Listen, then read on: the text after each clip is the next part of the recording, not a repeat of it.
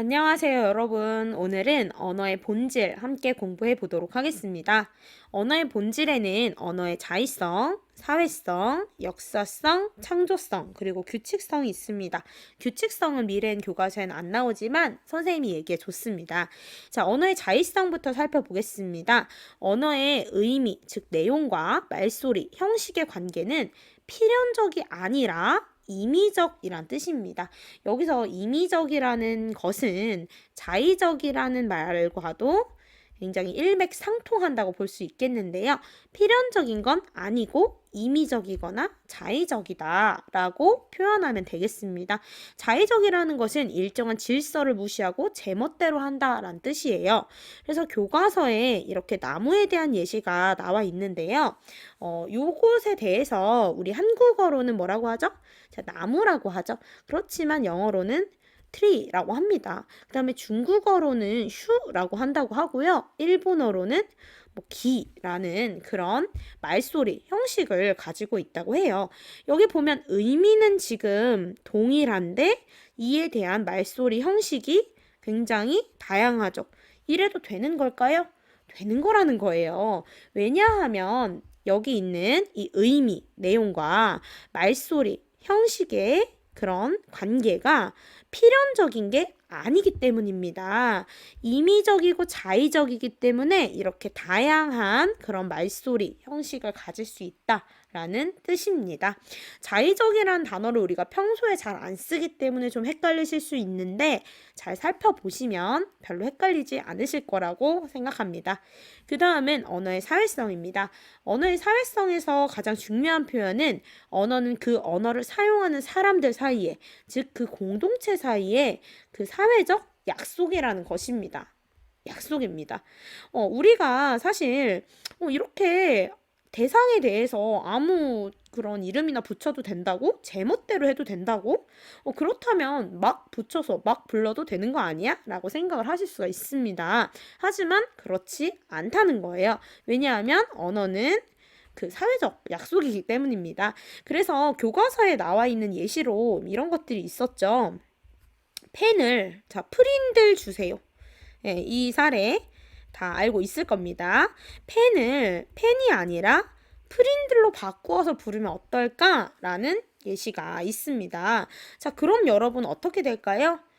사실 기본적으로는 일단 의사소통이 좀 어려워질 겁니다. 그죠? 예, 그런 어려움을 초래할 수 있다라고 생각을 해보시면 되겠습니다.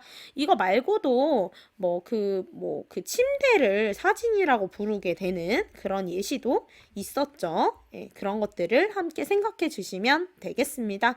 그 다음은 언어의 역사성입니다. 언어의 역사성의 키워드는 일단은 시간의 흐름, 그러니까 시간에 대한 얘기가 나옵니다. 과거에 비해 지금은 어떻다라든가 그런 맥락이 좀 나오고요.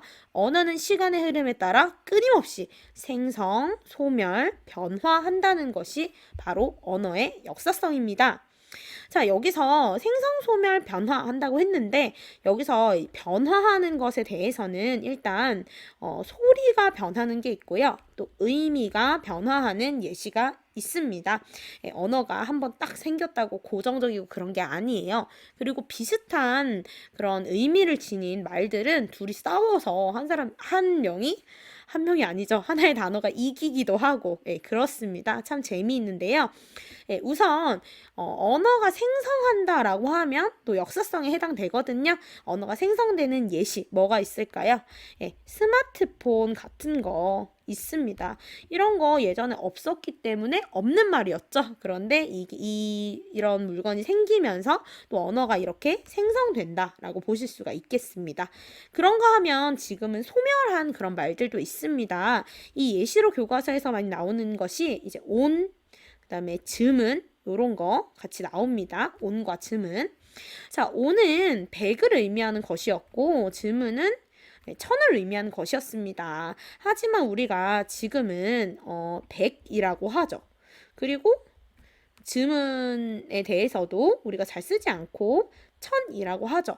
그러면서 여기 있는 이 온과 즈문은 점점 쇠퇴의 길을 걷게 되었습니다. 그래서 요것들은 지금 쓰지 않기 때문에 소멸했다 라고 보는 겁니다.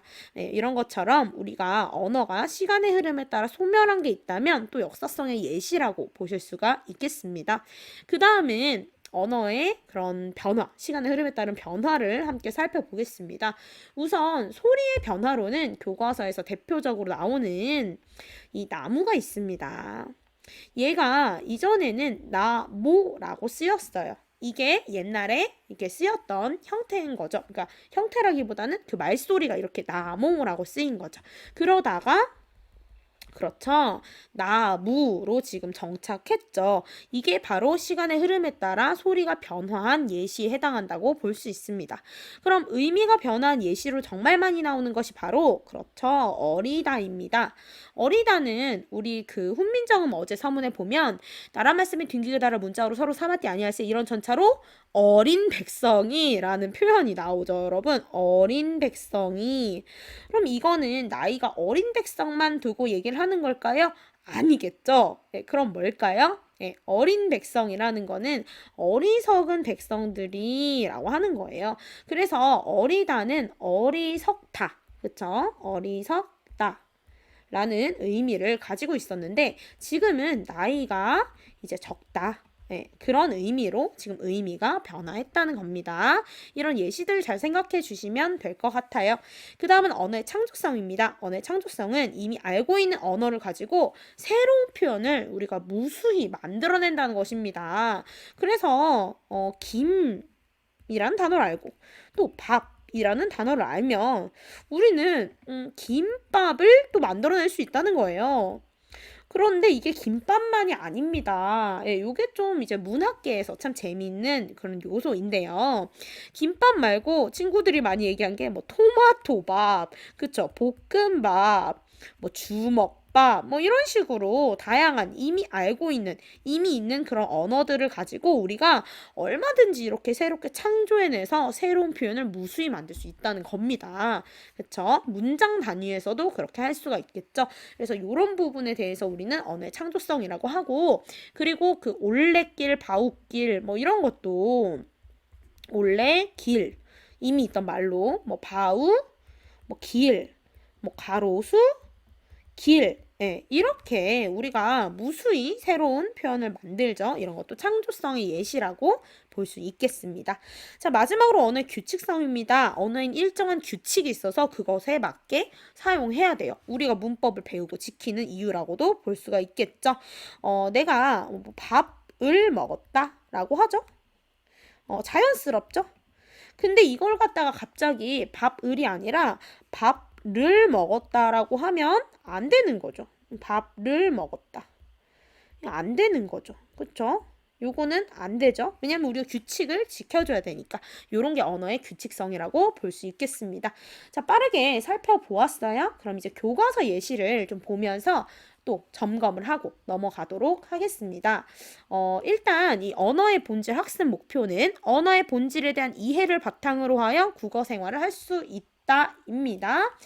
자, 한 장 넘어가시면 우리 언어의 그 자의성부터 나올 줄 알았는데 이렇게 다양한 것들이 이제 있죠. 그래서 이 대화들이 각각 어떤 언어의 특징에 해당하는지도 좀 볼 필요가 있겠습니다. 그 다음에 이제 언어의 자의성 나옵니다. 자의성 기억하셔야 되죠. 그리고 우리가 각 언어의 본질을 공부하는 데 있어서 좀 중요한 요소들, 헷갈릴 수 있는 요소들이 이렇게 교과서에 나와 있습니다. 그렇기 때문에 우리가 같이 봐줄 수가 있겠는데요. 언어의 의미와 말소리의 관계가 어떻다, 여러분? 필연적인 게 아니라 자의적이다라는 것 한번 점검해 주시면 되겠습니다. 그래서 핵심 보시면 같은 의미를 나타내는 말소리가 언어별로 다른 거. 그러니까 자의성에 대해서 얘기할 때는 이런 언어별로 다른 거 이런 얘기 많이 나옵니다. 이것은 언어의 의미와 말소리의 관계가 필연적이지 않기 때문입니다. 즉 어떤 의미를 나타내는 말소리는 우연히 결정된 것이에요. 그래서 이런 언어의 본질을 자의성이라고 이제 합니다. 자, 그러면 요 다음 넘어가 보겠습니다. 근데 자의성도 여러분이 많이들 헷갈리시더라고요. 그래서 잘 봐두셔야 되는 부분입니다. 그 다음에 사회성입니다. 언어의 사회성을 가지고는 선생님이 봤을 때 이런 예시들 이거 사실 참 비슷한 예시잖아요. 여기 페터 빅셀의 책상은 책상이다나 뒤에 학습활동에 나오는 프린들 주세요나 내용이 거의 같습니다. 그래서 뭐 여기 바꿔 부르고 싶다고 하는데 우리가 아무리 자의적이어서 사실 이 나무가 애초에 다른 이름이었어도 괜찮죠. 뭐 나무가 아니라 다른 이름이었을 수도 있는 거예요. 그건 자의성상 맞는 얘기예요.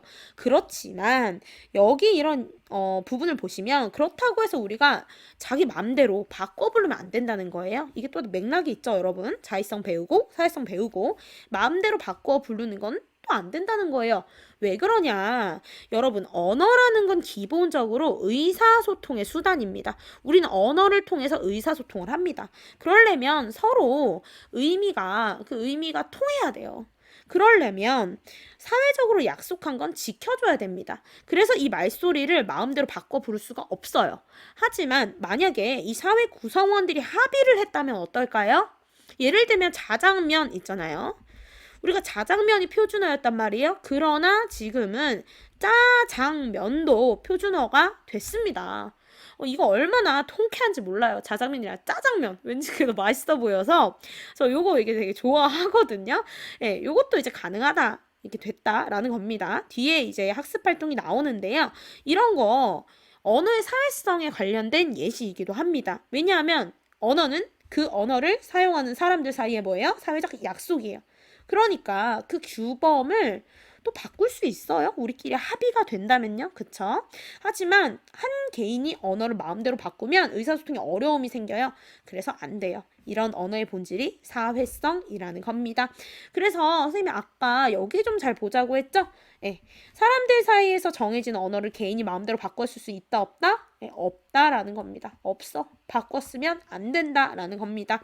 그리고 여기 보면은 이 예시 많이들 아실 텐데요. 언제나 똑같은 책상, 언제나 똑같은 의자들, 똑같은 뭐 사진이야. 왜 사람들 이렇게 부르지? 나는 이제 달라질 거야 하면서 침대를 사진이라고 이제 부르기로 했어요. 이거 약속을 안 지키고 마음대로 바꿔 부르는 거죠? 그러면은 안 된다라는 겁니다. 그리고 여기서 질문이 나온 게 한 가지가 있었어요. 어떤 친구가 뭐라고 얘기를 해줬냐면 아니 선생님 이거 언어의 사회성에만 해당하는 지문입니까? 라고 얘기했어요. 사실 이거 엄밀히 보면 언어의 사회성뿐만이 아니라 언어의 자의성도 좀 해당된다고 볼 수 있겠습니다. 그런데 그걸 약간 부분을 나눠주면 오히려 더 좋을 것 같아요. 뒤에 있는 학습활동 프린트 주세요에서처럼요. 그래서 뭐 왜 그렇게 불러야 하는 거지? 안 그러면 안 돼? 다른 이 의미에 다른 말소리를 붙이면 안 돼? 뭐 그거는 뭐 자의성과 좀 관련이 되었다고 볼 수도 있겠죠. 볼 수 있겠죠. 그쵸? 예, 이런 부분에서는 자의성도 좀 해당한다고 볼 수 있겠고 기본적으로 하지만 이 그런 지문 같은 경우에는 사회성이 좀 대표적이라고 볼 수 있겠습니다. 사회성의 대표적인 예시라고도 보실 수가 있겠어요. 왜냐하면 바꿔 부름으로써 좀 문제가 발생하고 이랬기 때문에 그렇게 봐두시면 될 것 같습니다. 그 다음에 이제 언어의 역사성 나오는데요. 역사성에서는 조금 알아둬야 될 게 좀 더 있는 것 같습니다. 역사성을 우리가 볼 때 기본적으로 여기 새로 생기기도 하고 생성, 그 다음에 사라진다, 이제 소멸, 그 다음에 소리나 의미가 변하기도 한다, 변화. 자, 언어의 역사성은 시간이 흐르면서 언어가 생성, 소멸, 변화의 과정을 거친다라는 것이 바로 언어의 역사성입니다. 그래서 우리가 보면은 이렇게 예시들이 이렇게 많이 나와요. 같이 봐주면 돼요. 특히 이 역사성 같은 경우에는 뭐 이 생성, 소멸, 변화의 예시들을 각각 물어보기도 하죠. 여기 보면 그대로 나오잖아요. 그래서 여기 보면 새로 생긴 말, 뭐 이렇게 나오죠. 여기 보시면 스마트폰, 컴퓨터, 인공지능은 새로운 사물이나 개념이 생겨나면서 만들어진 말이다. 새로 생긴 말이에요. 나무는 예전에 나무라고 불렸다. 어리다는 예전에 어리석다라는 뜻으로 쓰였다. 그러니까 예전에 그랬다. 근데 지금은 아니다. 뭐 이런 얘기죠. 그렇기 때문에 소리나 의미가 변한 말에 해당한다고 볼 수 있어요. 그 다음에 온 지문은 예전에는 각각 백천을 뜻하는 말로 쓰였는데 지금은 쓰이지 않는다. 지금은 쓰이지 않는다. 그럼 어떻게 됐다는 거예요? 소멸했다. 사라진 말. 해당하는 겁니다. 그리고 여기 나무 보시면 예전에 나무라고 불렸다죠. 그러니까 소리가 변화한 말이고 어리다는 예전에 어리석다라는 뜻으로 쓰였죠. 뜻 의미가 변한 거죠. 그래서 소리나 의미가 변한 말이라고 볼 수 있겠습니다. 교과서에서 지금 이걸 나누어서 여러분이 역사성 중에서도 이 세 가지 타입을 생성, 소멸, 변화를 나누어서 이렇게 구분 지어 보라고 했기 때문에 여기까지 여러분이 학습을 해 주셔야만 합니다. 이 예시가 뭐 역사성이 예시다만 아는 게 아니라 여기까지 학습을 해 주셔야 되는 부분입니다. 언어의 창조성 제가 참 솔직히 좀 좋아하는 부분이에요. 좀 재밌는 부분이라고 생각을 하는데요. 여기 보면 뭐 하늘과 구름을 활용하여서 문장을 만들어 봐라 이런 거 있죠. 왜냐하면 다채롭게 다 만들 수가 있기 때문입니다. 나는 하얀 구름이 떠 있는 하늘이 좋아라고 하지만 또 다른 또 문학적인 또 좋은 문장들이 있을 수 있겠죠. 우리가 이렇게 무수히 많은 문장을 만들 수 있는 것은 언어의 창조성 덕분입니다. 그래서 인간은 단어와 문장을 끊임없이 만들 수 있다라는 겁니다. 있다. 그래서 김밥 하면 김밥이지만 뭐 여기에 뭐 볶음밥 뭐 이런 거 넣으면 다 이렇게 창조적으로 만들 수 있다라는 겁니다. 그래서 인간은 단어 또는 문장을 끊임없이 만들 수 있다. 즉 상황에 따라 단어를 만들기도 하고 단어를 가지고 이전에 들어보지 못하는 문장을 만들기도 한다. 이러한 언어의 본질을 창조성이라고 한다라고 이야기를 했습니다. 자, 넘어가서 우리 학습 활동도 잠깐 보겠습니다. 사실 별로 나와 있는 예시가 몇 개 없어가지고 시험 공부하시기가 너무너무 편리할 것 같습니다. 자, 그래서 사실은 언어의 본질은 이렇게 해서 이해하는 건 그렇게 어렵지 않다고 생각을 하는데요. 이 예시들을 보면서 여러분이 이 각각의 예시들이 어떤 언어의 본질에 해당하는지 이런 걸 좀 주의 깊게 봐주셔야 되는 부분입니다. 그래서 아까 얘기한 그 자장면, 짜장면 얘기가 있습니다. 그래서 짜장면이 표준어가 됐다라는 겁니다. 그래서 국립국어원에서 짜장면을 표준어로 해주자 이렇게 된 겁니다. 그래서 이렇게 실생활에서 많이 사용하지만 표준어 대접을 받지 못한 짜장면을 비롯한 39개의 단어를 표준어로 인정하고 이를 표준국어 대사전에 반영했다고 말을 했어요. 그래서 그동안 규범 뭐예요? 규칙이죠. 그러니까 언어의 그런 규칙인 거잖아요. 그것과 우리가 실제 사용하는 것 사이에서 발생했던 언어 생활의 불편을 해소하기 위해서 이렇게 자장면이 아니라 짜장면도 표준어로 해주기로 합의한 거예요. 사회적으로 어떻게 한 거예요? 합의한 거예요. 그렇기 때문에 이 가와 관련이 깊은 언어의 본질은 일단 사회성이 들어가 줘야 되죠. 자, 언어의 사회성이 들어가 줘야 되는 거예요. 그 다음에 또 뭐가 있어요? 언어의 역사성이 들어가 줘야 되는 거예요. 자, 왜냐하면 변했잖아요. 시간의 흐름에 따라 변했죠? 그러면 무조건 역사성 포함시켜 주셔야 됩니다. 자, 그 다음에 여기 올레길, 바우길 질문이 있네요. 최근 올레길, 바우길, 올레길, 바우길, 둘레길 등 우리말로 된 길 이름이 많이 생겨나고 있습니다. 뭐가 생겨나요? 최근에? 원래 없었는데? 어머, 그러면 생성이 됐네요. 자, 뭐가요? 언어의 역사성을 우리가 또 확인을 할 수가 있겠죠. 그래서 이런 길 이름은 각 지역의 특색을 살려 지은 것으로 이전에는 없던 말이래요. 그래서 근데 또 여기서 우리가 느낄 수 있는 게 있어요. 언어의 뭘까요? 그렇죠. 창조성입니다. 창조성. 단어를 모아서 자 여기서 쐐기를 박죠. 단어를 모아서 또 다른 말을 만들 수도 있구나 라는 거 이런 새로운 말들 이런 걸 통해서 우리가 언어의 역사성과 언어의 창조성을 느낄 수가 있습니다. 자, 그 다음에 나오는 거 드디어 이제 프린들 주세요입니다. 자, 여기서 중요한 부분은 어차피 다음 쪽에 있으니까요. 여러분은 상세히 보시되 선생님은 넘어가도록 하겠습니다. 자, 여기 보면은 좀 더 잘 나뉘어 있어요. 이렇게 나 있는데요.